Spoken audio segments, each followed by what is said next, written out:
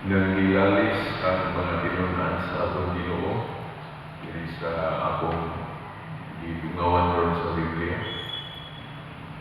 Nang gilalis sila kung kinsay labaw, kinsay chief o pangulo nila.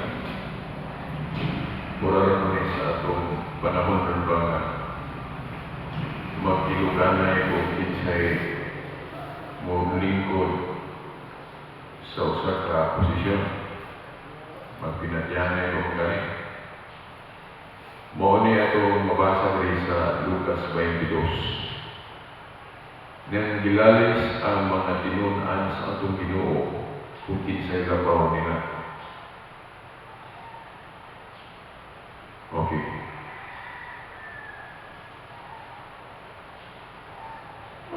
O atong tan-awon ron diri kung si Kristo ni supak pa siya.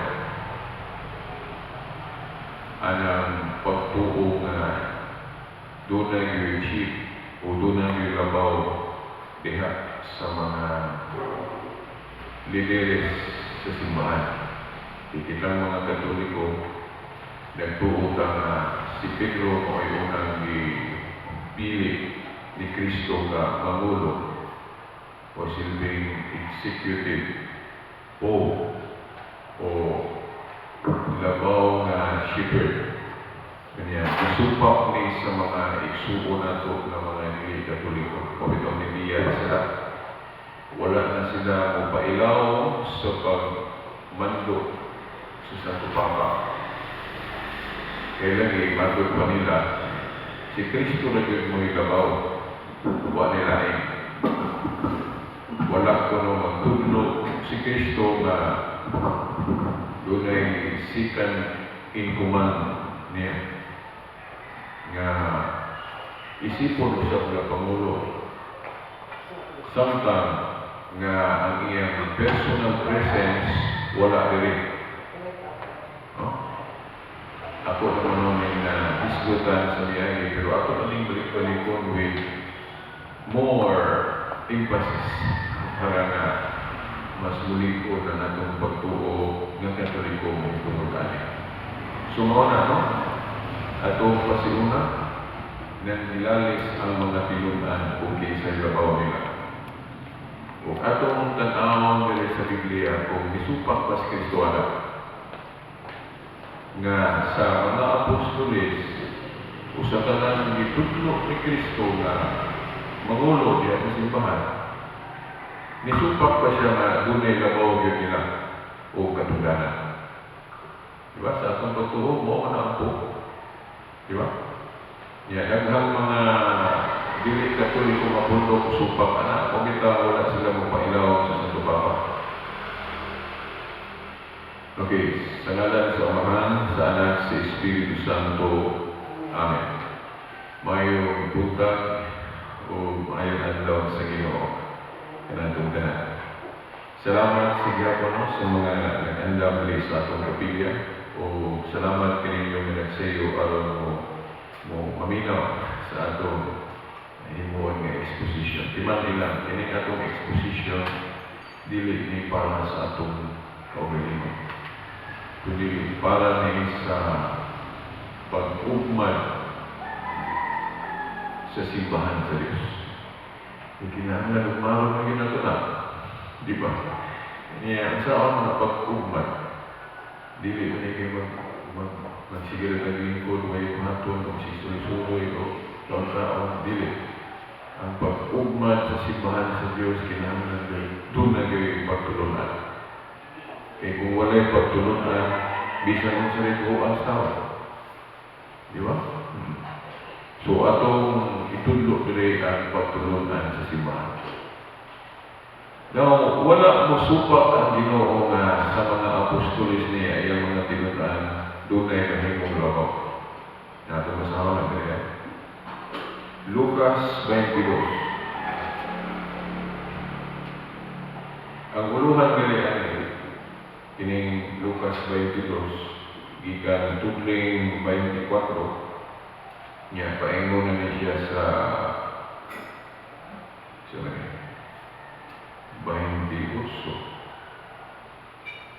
30. Lucas 22, tudling 24 hangtod sa 30. Okay. Ang uluhan ani, ibutanan mo rin mga uluhan, ang panaglalis kung kinsa ang labing dako. Mga tinunang may galalis kayo. Kinsa may labaw nila. Kaya ito masarap kung isupak mas Kristo ang katundanan na may labaw nila. No? Okay. Ingon rin. Unya naglalis ang mga tinunan kung kinsa kanila ang isipon nga labing dako sa tanan.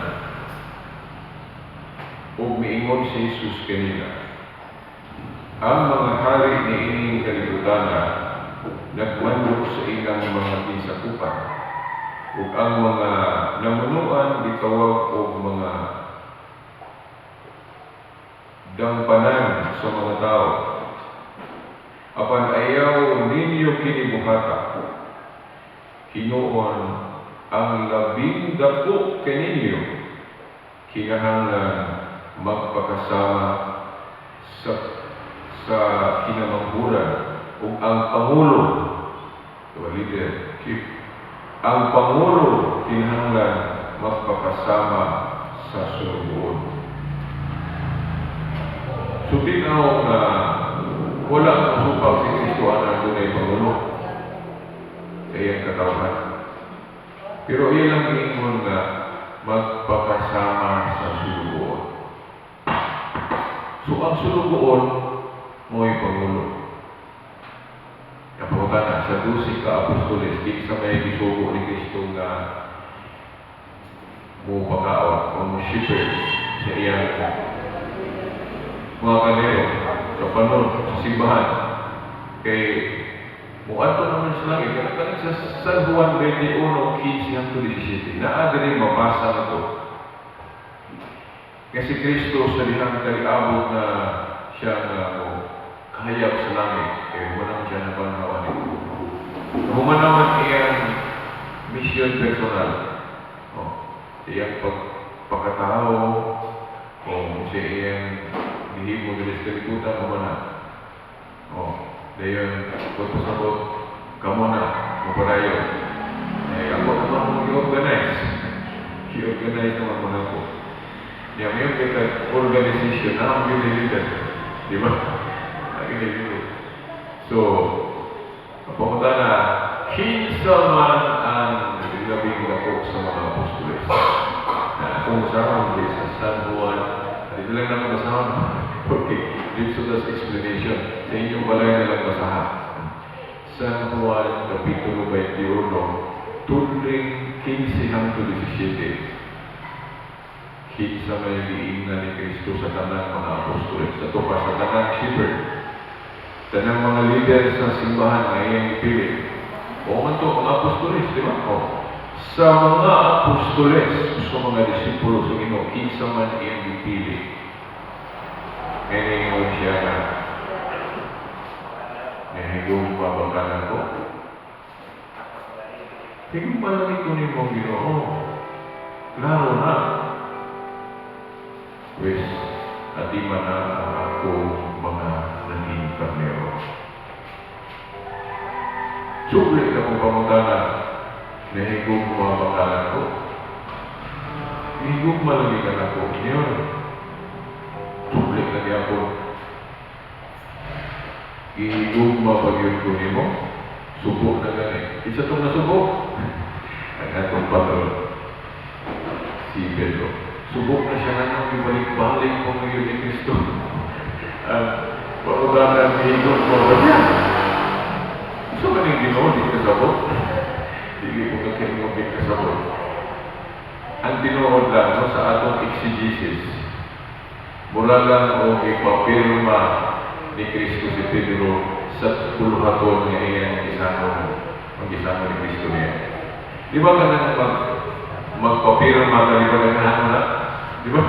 Magpirma ng dokumento. Di ba? Anong naghahanon mo na? Pamatuod na iuyon ka dyan sa dokumento na ikasabutan. Ina, di ba? So, dili ko pasabot nga si Kristo ang hemalo sa tubag ni Pedro. Diyos ko siya. Gituyo to sa Ginoo gibalik-balik aron dili siya ka-ikyas sa katungdanan sa buluhaton nga isamon sa Ginoo niya. Kaya kung tinuod kang naigugman ako, pero di ka baliban na yung gitakas nimo.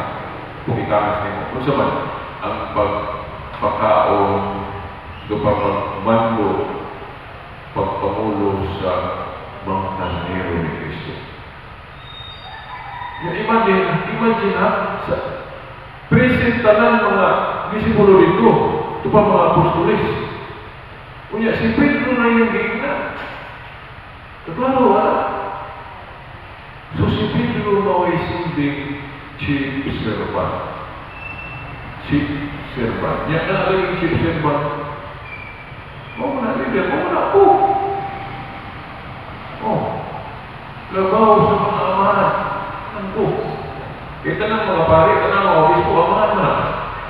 Di ba?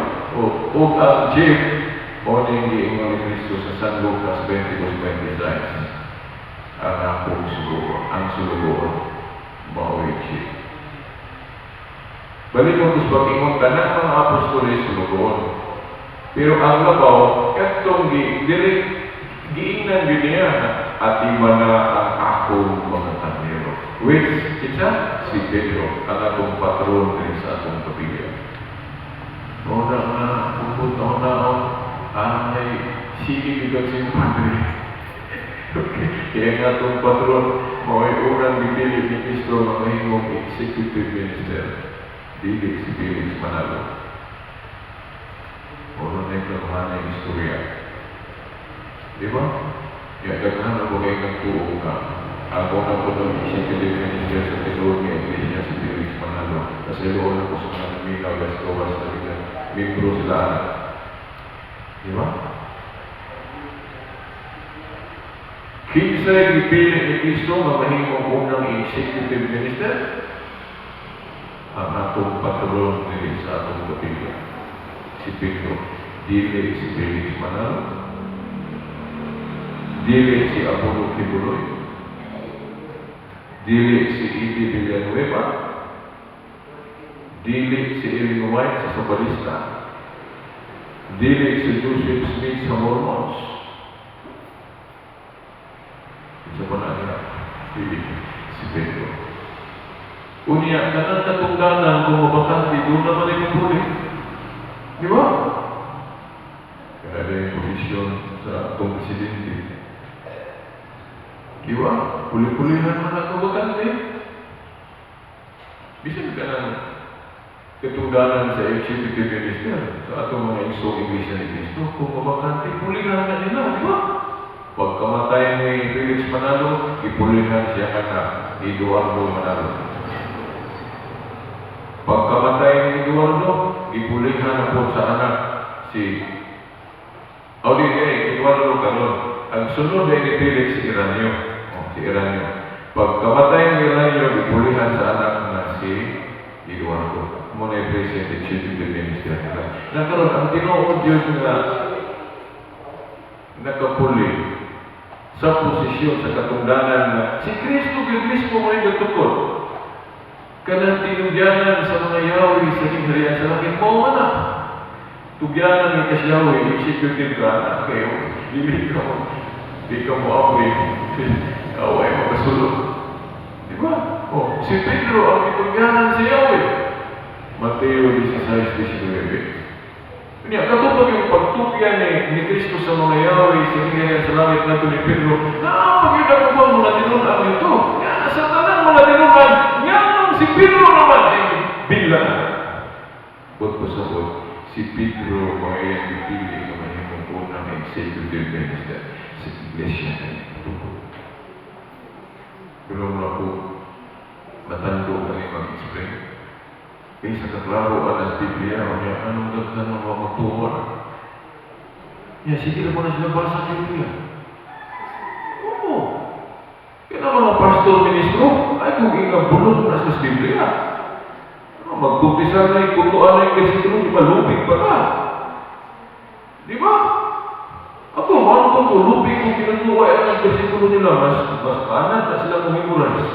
Labi na si Ili Soriano, anang founder, anang dating daan. Sus, murag photographic ng iyang putok anang Biblia, dali kayo magkatutlog, asang besikuluhan. Pero ang pangutana, iyon sa pagsabot nila ng Biblia, nariya ang question. Yung kung kita na mga Katoliko, kung hindi pakipan ko, wala na bagay sila may kurik. Diba? Ako nagka-experience ni Buwana, kaya ako hapit kong yung kuma-Iglesia ni Cristo. No, I tell you, hindi kumakak na yun. Hapit ko ma-Iglesia ni Cristo. Kaya ang nag-agap na ko na konbensyon o kapulihan, di lang ako hinganan to respect him, kaya amigo ng doon, personally. Oh, abogado na lang, lawyer na. Dayon, I feel, ibabit ako ang victory sa among mga inkwentro. Kaya di na siya makikistorya na ko about Bible. Sa una, ako pa'y nalagalaan. So, I feel victory. No? So, mauna mga iso, natungtungan na natong pagtuon na Katoliko. So, imagine na ko, mag-2,000 katuig na nato atong simbahan. Kunya kanilang mga pundok, bako na na. Imagine na ha, kadugay ng tinuon atos Biblia, upang kahunaan. Kunya sila na napila na katuig na silang tuon-tuon sa Biblia, yung mga inog na sila may kurik. Diba? Ang problema lang na ito, mga Katoliko, makon kita, wala ito ka magtuon ayos sa atong Biblia o sa atong katikismo. Mga nang malupit na, malupit na nila o maging istorya na nila. Pero doon mo mga Katoliko nga mandibo. Dahil patabang mo sa o pagtuon ng Biblia. Diba, mahalok na sila ninyo malupit. Kaya ako ginagkasilabi. No? Sila sige pa na sila pirmero, sige pa pirmero, di na sila mulahong dahil ako diya sa Facebook, sa oras na kaya mo comment sa akong mga post. Pagkadugay, kaya mawala mo sila nagsataksa. Okay, mawala. Anyway, kay ang Pinoon victorious. Tanawang gihingo ni Cristo sa iyang iglesia pagtupo niya, bisan ang gamhaan sa impierno, dili makabuntog ni ining simbahan. So, victory. Kung ito na itong simbahan, pinagkadako. Pinagkadako na itong simbahan. Kay daghanang ni away, asa naman ito sila ron? Diba? Pagkadaghan ni challenge ang simbahan Katoliko, asa naman ito ilang mga lider? Nawala, hasta ilang nangyari ang nawala. Ito na yung nangyari ang Napoleon Bonaparte. Asa naman ito ka? Baling sukuha kayo niya simbahan Katoliko. Ingat pagalit siya nga, I will trust the Roman Catholic Church. Ingnan din siya atong obispo. Sige, ako magkahimong mga. Gugpon ko niya ang simbahan Katoliko. Ingnan na siya sa obispo. Oh, sige, umahimo mo. Kami ganyan, wala kang guba. Kung siya may pasabot sa mga obispo, kami ganyan, wala kang guba. Ang pasabot sa mga obispo nga, ang ilang mga sala. Kanang mga sala sa itong mga pare, mga obispo, mo na yung pag-uba sa simbahan. Pero bisan pa sa ilang mga sala, yun, mag-uba ang simbahan Katoliko. Diba? Yan naman, kay mo na yung isaan sa Ginoo, bisan ang ganahan sa impierno, di mag-uba ang simbahan. Maakong ito po. Mateo 16:18. Pero wala kang mag-encourage sa itong mga pare o obispo ng mga ilig pagkasala. Kung magsige sila, hindi na sila malangit. Diba? Mas may pasiguro kita. No? Kaya kung nagpapikumaan mo na, kung may giingon ka, ang sakop na nalangit niya, ang obispo, ang pare o simple ito. Posible ka na. Uy, natoy ka itong isuwag ni Dante. Siya ito itong nakalimot yung bumasak niya. Nga, gihulang ko niya nga, nato yung mga pop na impierno. Posible man na kayo, kung tanawan mo na ito sa history, naagay mga pop nga, laing yung kinabuhi. O, naagay. Kaya hindi mo ko nabot pasabot nga, kung leader ka sa simbahan, pero kung katanghil, yun, dipindi mo na ninyo. Dipindi mo na ninyo, yun sa ninyo pag-respond, yun sa ninyo pagtubag, ang grasya na nahanapin mo. How do you react sa grace Nga, dihatag sa Ginoo sugod sa buya. Kung dili ka kabalo mo rin ako kay sakto, magkasala ka. Di ba? Magkasala ka. Why exempted na? Sa 12 ka apostol lang na ay nahugas. Di ba? Si Pedro, sa Papa mismo, iyang limog si Cristo katulog. Di ba? Dili na mo pasabot kung himo hanggang leader, di ka masitiyan. Di ba? Sige kagsawayon. Kung tinuon mo ng Katoliko, nga na inyong si Papa o siya, makalibog mo lang yung istorya. Dili mo ko na ito di katinala, kaya tao mo na akong Santo Papa. Nagkisa man na ipilion sa Ginoo nga Mangulo, ala, naguha ako na sa langit. So, kita kayo, makasasala ka na sa ito pa, kung magpili sa leader, makasasala ko. Pero wala mag-encourage ang Ginoo na magsingit ang pagkasala. Mubiya ang pagkasala. Hindi pa kita pa lang ito magsingit ang pagkasala. Di ba?